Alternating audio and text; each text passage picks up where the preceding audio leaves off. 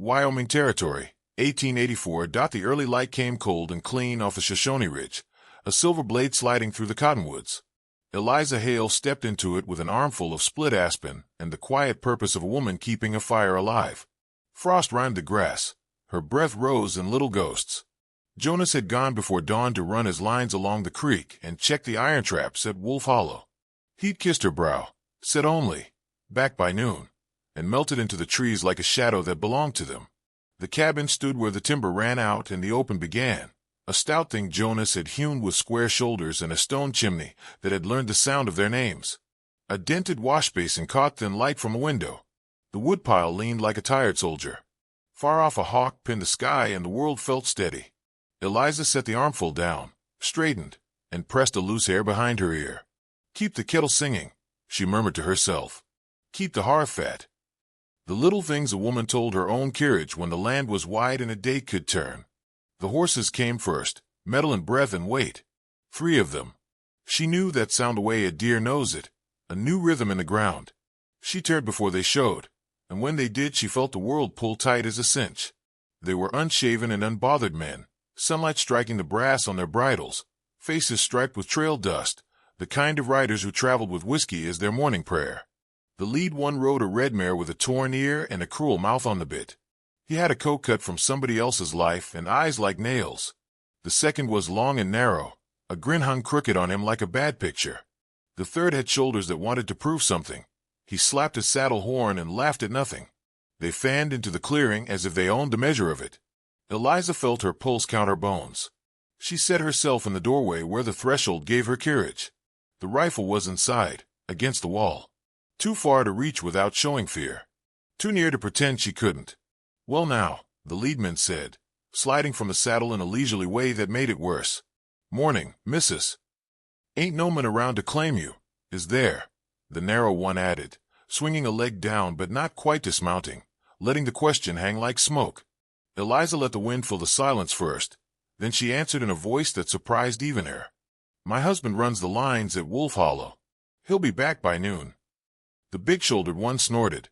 "Noon's a long ride from now." The leadman stepped closer, dust rising around his boots.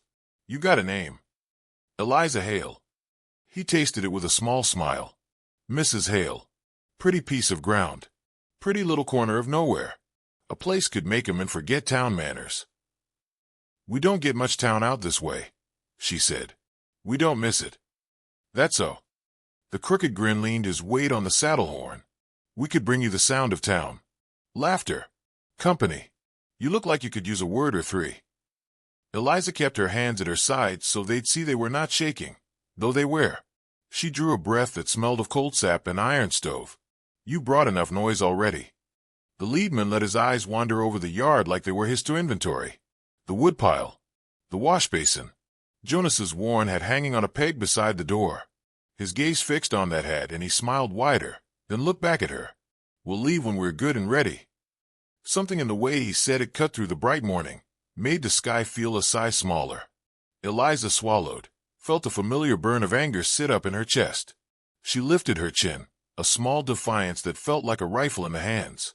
"My husband will come," she said, each word clean and measured. "And you'll wish you'd left."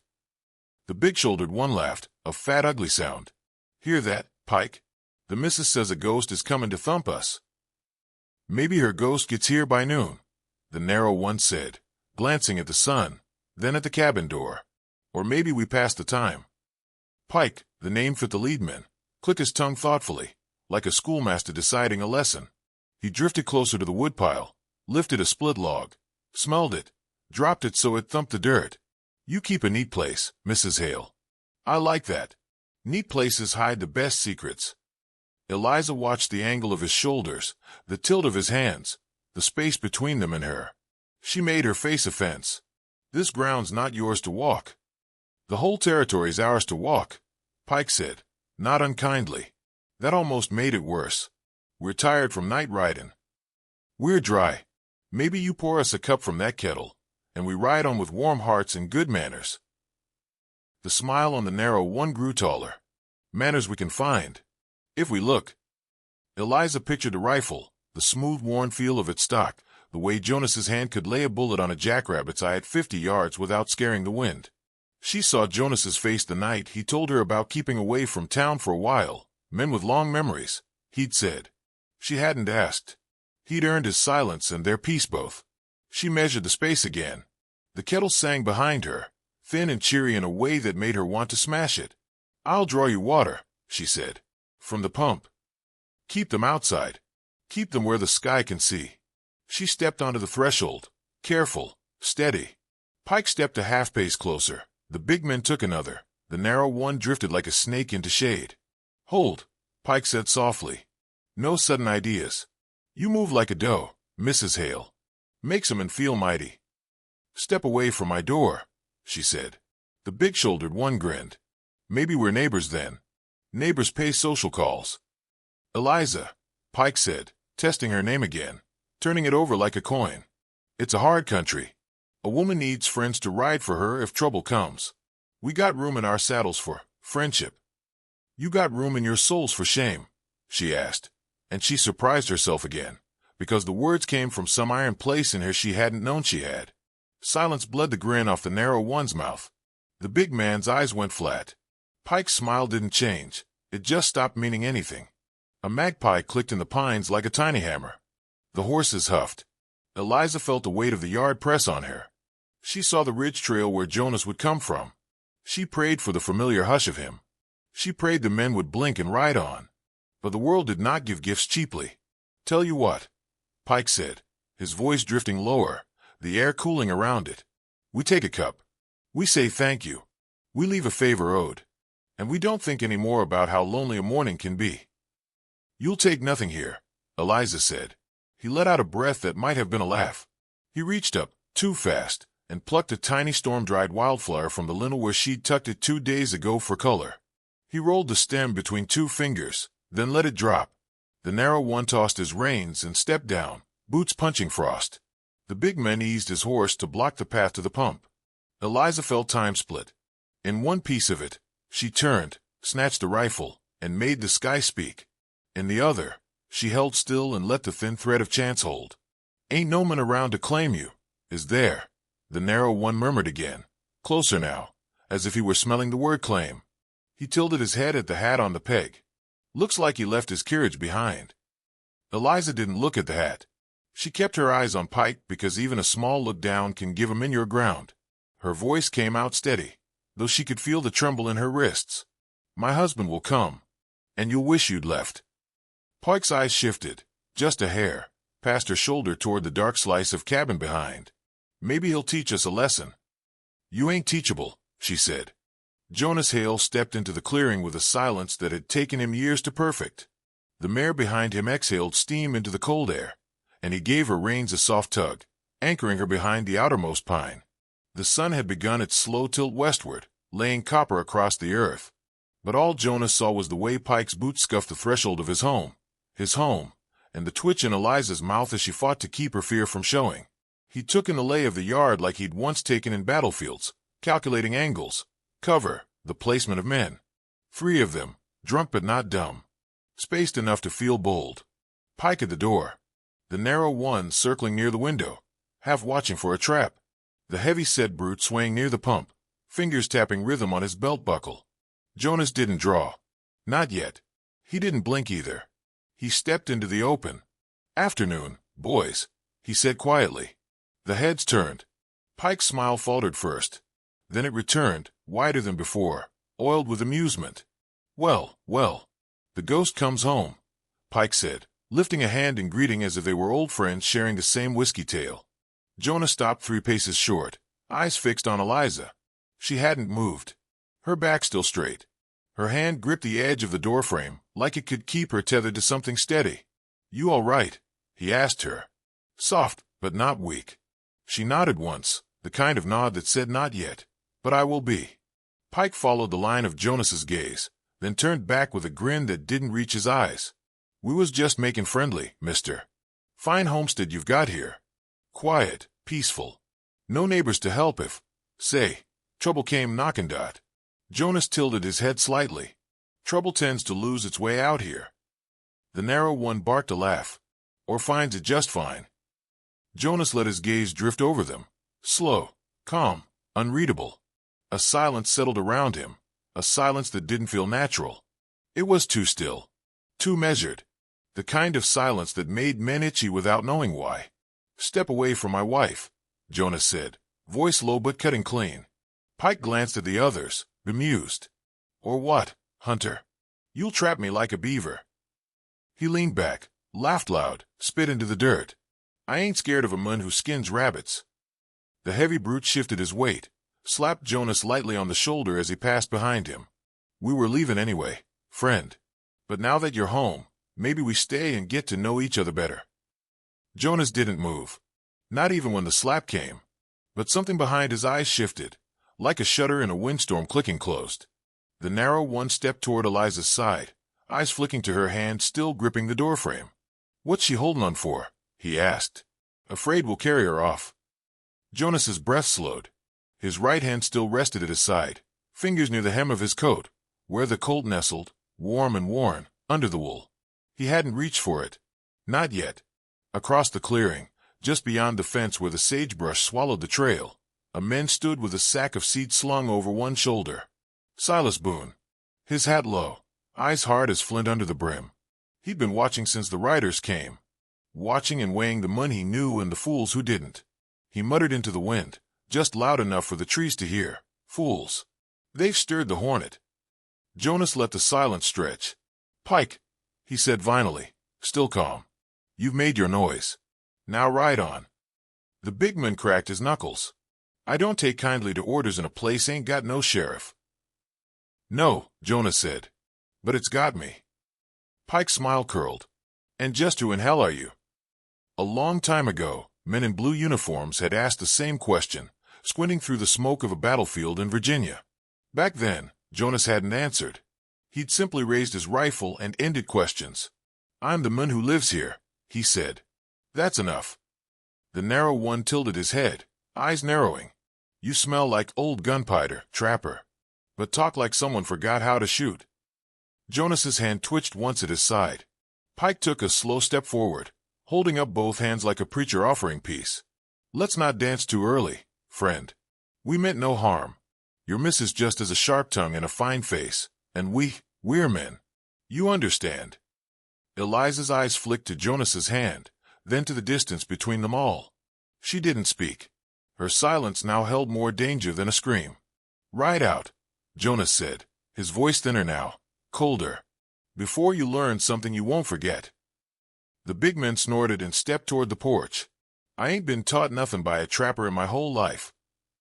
Then, with the casual cruelty of a child pulling a wing off a fly, the narrow one reached out, just enough to touch a curl of Eliza's dark hair, loose beside her cheek. The moment froze. Jonas's body moved before thought. His hand slid beneath the coat, fingers finding the Colt's grip like a prayer remembered in a time of need. The thugs didn't see it. Not yet. Eliza flinched away, knocking the flower pot off the sill. It shattered on the porch with the sharpness of a gunshot. The narrow one's smile vanished. His fingers hung in the air, trembling slightly. "Didn't touch her," he said too quickly. "Just a strand. Just." The Colt didn't come out, but it rose an inch from the holster. Jonas's knuckles went white. Across the fence, Silas Boone didn't move, but his whisper was sharp enough to cut iron. "There it is." The heavy man took a step back.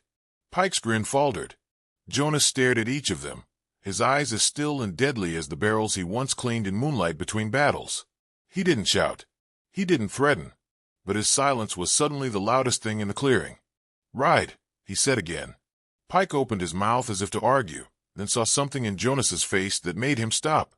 The kind of look you only see once, right before dying. Slowly, like ice melting from a blade, he turned and swung up onto his saddle. The others followed, but not before glancing over their shoulders at the men who hadn't drawn and the woman who hadn't cried. As the horses clattered down the trail, dust rising behind them, Jonas stepped to Eliza's side. His coat still hung open. The Colt remained in its cradle. She looked up at him, throat tight. "You didn't shoot." "I will," he said. "If they come back." From the road, the narrow one's voice rose faint and mocking. "Ain't over, trapper. You'll see." Silas Boone slung the sack off his shoulder and spit into the dirt. "No, boy. he muttered, watching their dust vanish into the timber. "You ain't seen nothing yet." The trail dust hadn't yet settled when they came back. Late afternoon sun slanted through the pine, dragging long shadows across the clearing. Jonas stood near the porch, sharpening a skinning knife on an old whetstone, the steadiest HK of steel against stone whispering louder than any voice. He didn't look up when he heard the hooves, though he counted them. 3 horses again, the same cadence. But this time, they didn't bother with smiles. Pike dismounted first. His coat hung open, hand resting on the pistol strapped across his hip. The narrow one, riding just behind, had a rifle balanced across his saddle. The third, the heavy one with shoulders like barrels, dropped to the ground last, holding a rope that dragged behind like a lazy snake. Jonas stood and wiped the blade clean, sliding it back into his belt sheath with the calm of a man peeling an apple. "You boys get lost on the trail again." Pike's eyes were colder now. "Less show, more calculation. Didn't like the way we left things," he said. "Thought we'd come back, clear the air." Jonas nodded, slow. "You brought a rope to do that." The narrow one laughed, but it came out then. "Just insurance." "You come for peace," Jonas said, "but you wear iron and grin like wolves. That don't smell like peace to me." Pike took a step forward, hand still hovering near his holster. "See, Trapper, we've been talking. And we don't like the way you spoke to us. Out here, that kind of talk gets answered." Jonas's voice stayed level. "You had your answer already. You didn't listen." The heavy man kicked at the dirt, his boots crushing dry sagebrush. "You think we're afraid of a quiet man in buckskins?" "No," Jonas said, eyes locked on Pike. "I think you're too dumb to be afraid." Something shifted in the air. The breeze stilled. Birds went silent. Even the wind through the pine needles held its breath. Pike's hand dropped to his revolver. Jonas moved faster than sight. The coal-cleared leather with a fluid whisper, barked once, a crack that split the clearing like lightning across prairie sky. The rim of Pike's had exploded, flipping backward off his head in a ragged arc of felt and smoke. He froze mid-draw, his hand trembling over his own iron, eyes wide with a sudden understanding of just how close he'd come to death. No one spoke.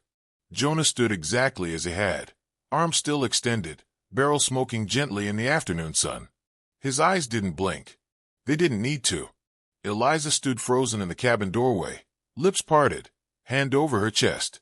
She hadn't seen him move. She'd only heard the sound, and then seen what wasn't there anymore. Pike lowered his hand slowly. The brimless had lay at his feet like a warning. The narrow one's rifle drooped. The big man took a cautious half-step back. "Hell," the narrow one muttered. He's not just fast. He ain't just a trapper," the big man said. "Ain't no trapper shoots like that." Pike bent down, picked up the ruined hat, and stared at it. The fabric frayed where the bullet kissed it clean, without even touching his scalp. Just a breath away. Jonas lowered the Colt, slid it back into its holster, and let the silence speak for him. When he finally spoke, the words hung heavy in the dry air. "You come again," he said, voice low. "You best bring coffins." The thug stared at him, not sure whether to shoot or run. Eliza's breath returned in a gasp. She stepped outside, into the light, as if something inside her refused to hide anymore. Her eyes met Jonas's, but something between them had shifted, like the earth after a quake, still the same ground, but no longer steady. Pike backed away first. "We'll remember this," he said, each word dipped in venom. "You ain't seen the last of us." "You're a dead trapper," the big one shouted as he mounted. "You just don't know it yet." Jonas didn't reply. He simply turned his back to them and walked toward the porch, like a man who had nothing to fear from a storm already spent. They rode off without another word, hooves pounding a retreat that smelled of fear and shame. Eliza didn't move until the sound faded into the pines. Then she spoke, softly. "I saw the men you were today, and it scared me more than them." Jonas stopped short. For a long moment, he said nothing. Then he turned, slowly, his face caught between regret and something older, something born on battlefields and nights when he'd watched men die for less than a look. "I didn't want you to see that," he said.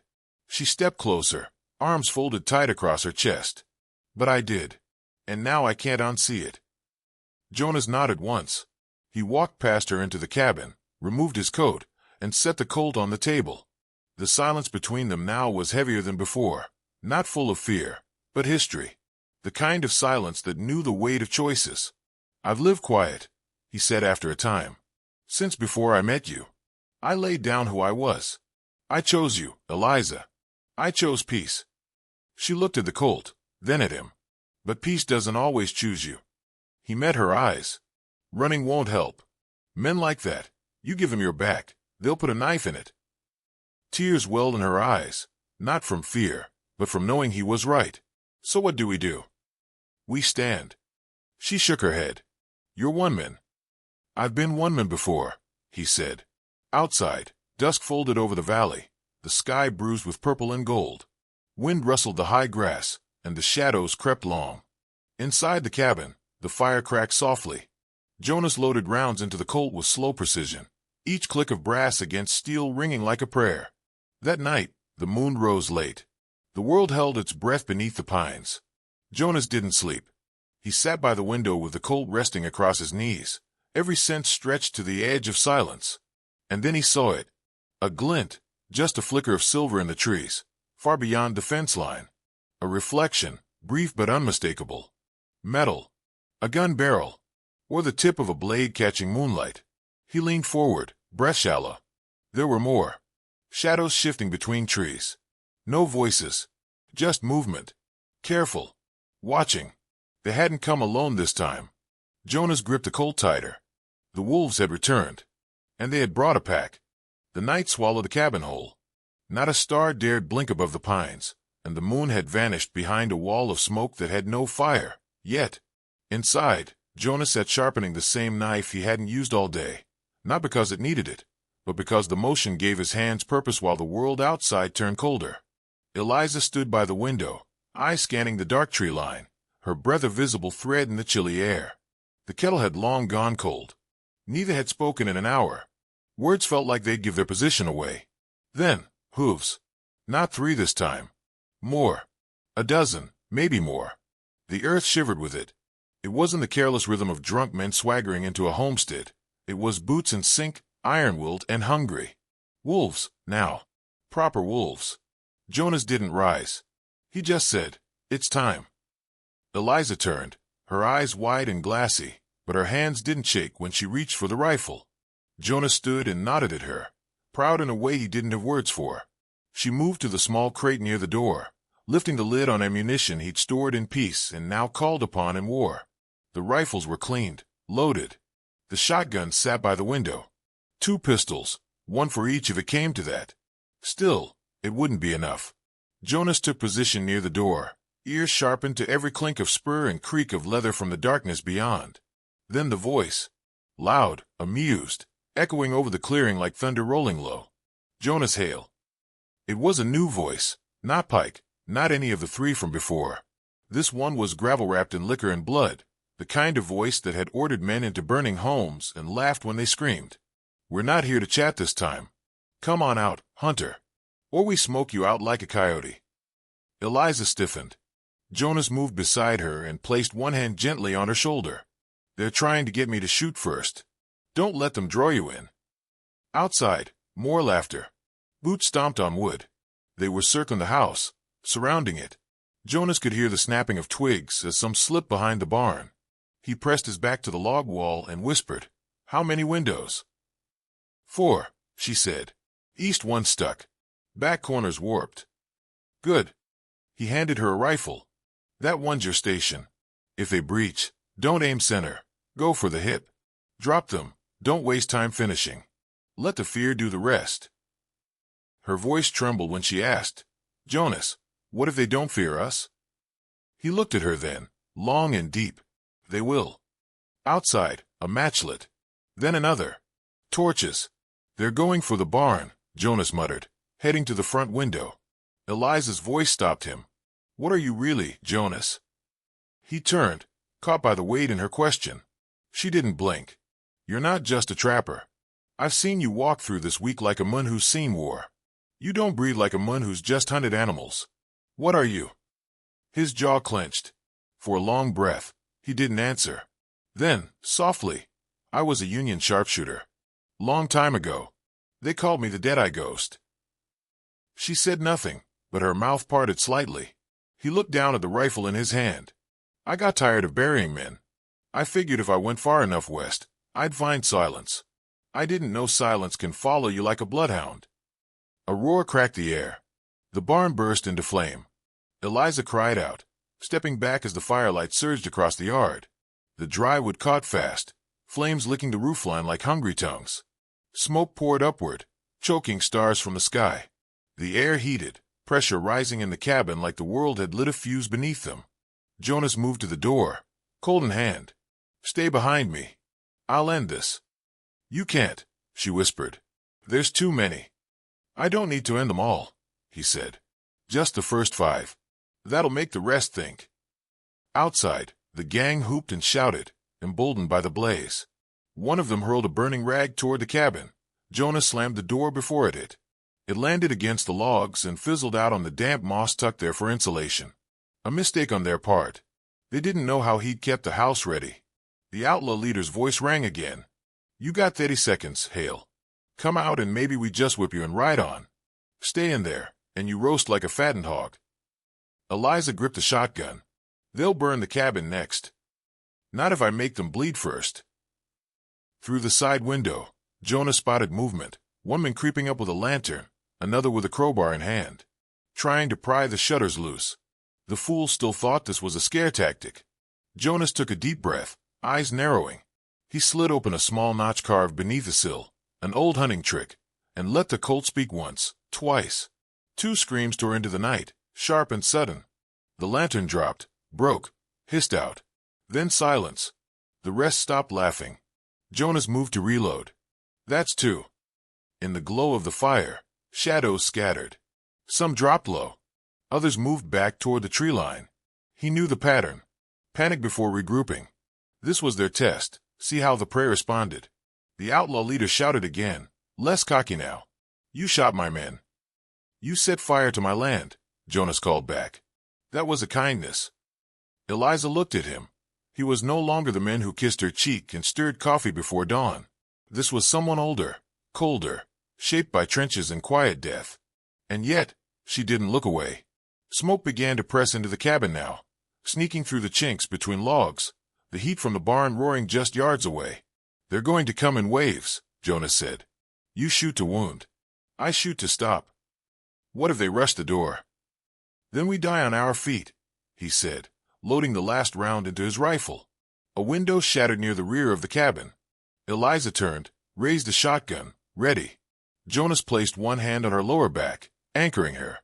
"We're not dead yet. We make them bleed. We make them wonder." The fire lit the sky above them, casting orange shadows against the black ridge. Somewhere out there, the wolves circled, waiting to strike. The trap had been sprung, and the night held its breath again. Gunfire shattered the night. The first outlaw burst through the back door with a roar, but he didn't make it past the threshold. Jonas turned, calm as water, and the rifle in his hands cracked once, just once. The men spun backward as if yanked by the wind and crumpled at the porch step, his pistol clattering beside him. Eliza pumped a shotgun, bracing herself against the wall. Another figure rushed a broken window. She fired. The blast slammed the man sideways, tumbling him into the mud. He screamed once before silence folded around him. Smoke filled the room. The barn burned in a frenzy outside, a great beast of flame crackling, moaning, hurling shadows against the cabin walls. Heat bled through the logs. Sweat lined Jonas's brow, but his breath was steady. Then came the whistle. Jonas froze. It came from beyond the barn, sharp, clear, like a hawk's cry. The gang's signal. They were regrouping, preparing another wave. Jonas dropped to a crouch, reloaded with practice speed. Every movement was clockwork. No waste. No panic. He moved like a man born from rhythm and death. More boots thundered through the clearing. Jonas kicked open the front door and stepped into the open. He didn't wait. He moved left to right, rifle rising, eyes narrowing. One outlaw charged. He fell with a bullet in the thigh, spun and dropped. Another darted behind the woodpile. Jonas fired once. Wood chips exploded. A scream followed. 2 more tried to flank. Jonas ducked, rolled, came up firing. One caught it clean in the shoulder, the other in the knee. Both went down hard, crawling for cover, crying out to men who no longer listened. Then the world slowed. Through the smoke and dust, a shape emerged. Silas Boone. He walked like a man who didn't belong in the storm around him, hands raised, face creased with concern. "Jonas," he shouted. "I heard the gunfire. I come to help." Jonas didn't lower the rifle. His eyes locked on the man's boots, clean. No mud. No soot. No sweat. Silas hadn't run here. He'd been waiting. Jonas stepped forward, rifle raised, never blinking. "Where were you, Silas? You hear 10 rifles go off and now you come." Silas swallowed, glanced nervously at the barn. I was getting my rifle. Was gonna ride." A flick of movement. Barely there. Jonas saw it. One of the outlaws, crouched behind the cart, looked to Silas. And Silas nodded. It was quick. Subtle. But enough. Jonas didn't move. Didn't breathe. "I told him you weren't just a trapper," Silas said suddenly, the mask dropping. "I told him you was a legend. They paid to know where you lived." Jonas's voice was quiet thunder. "Then you know what happens to legends' betrayers." Silas opened his mouth. Jonas shot him clean through the gut. Silas folded without grace, hands clutching red. He fell to his knees, gasping like a fish tossed on river stones. His eyes found Jonas's, but there was no forgiveness left to ask. Behind Jonas, Eliza stepped into the doorway, her rifle trembling in her hands. "Jonas," her voice cracked. "No, don't let this kill who you are." He didn't look at her. Couldn't. The fire's glow danced across his face, a mask of flame and sorrow. It already did.